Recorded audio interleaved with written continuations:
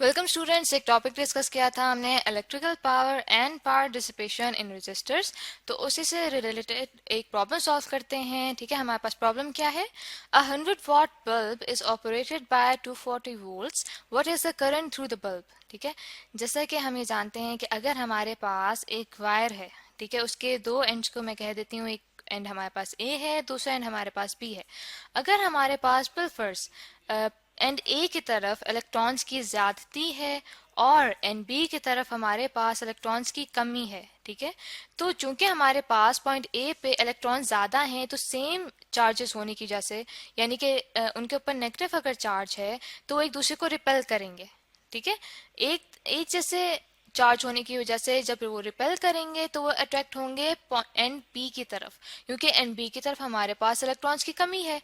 तो चूंकि हमारे पास इलेक्ट्रॉन्स मूव करना शुरू हो जाएंगे from and A to and B, तो हमारे पास एक करंट वजूद में आएगा। अब ये करंट हमारे पास किस वजह से आया, क्योंकि इन दोनों पॉइंट्स की तरफ हमारे पास पोटेंशियल डिफरेंट था।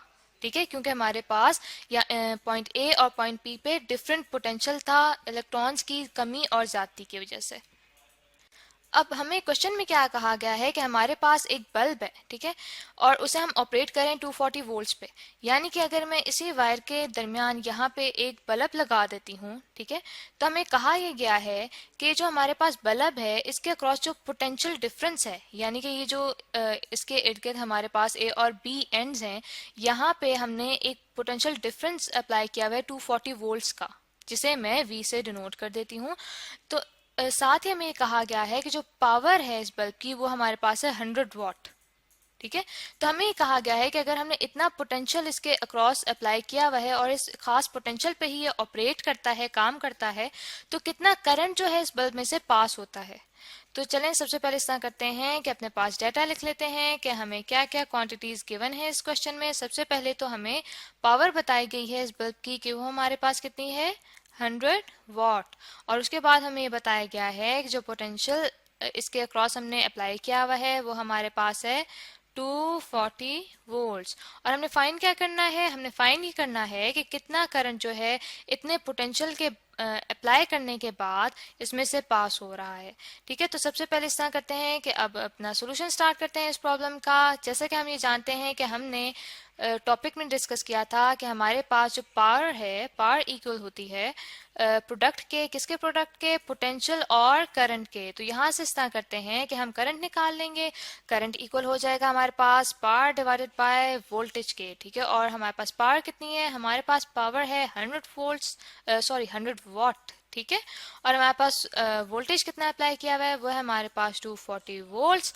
तो हमारे पास एट दी एंड कितना करंट आ रहा है, कैलकुलेट करने के बाद मैंने कैलकुलेटर से कैलकुलेट किया है, तो मेरे पास जो करंट आ रहा है वो आ रहा है 0.416। ठीक है, अब इस तरह करते हैं कि यहाँ पे जो हमारे पास यूनिट्स गिवन है इनको बैलेंस आउट कर लेते हैं। ठीक है, ताकि हमें पता चल जाए कि अगर तो यूनिट्स ठीक नहीं आएंगे एन पे, तो दैट मीन्स कि हमने कोई ना कोई मिस्टेक की है।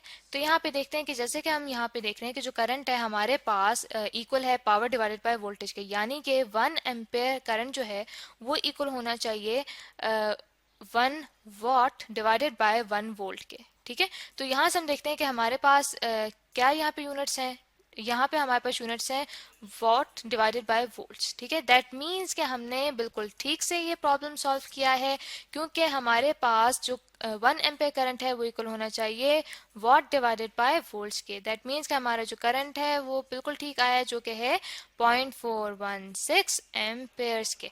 तो आई होप स्टूडेंट्स कि आपको प्रॉब्लम अच्छे से समझ आ गया होगा कि कैसे एक बल्ब का हमें वोल्टेज और उसकी पावर हमें गिवन थी, तो उसके थ्रू हमने करंट फाइंड आउट किया जो कि उसमें से पास हो रहा था।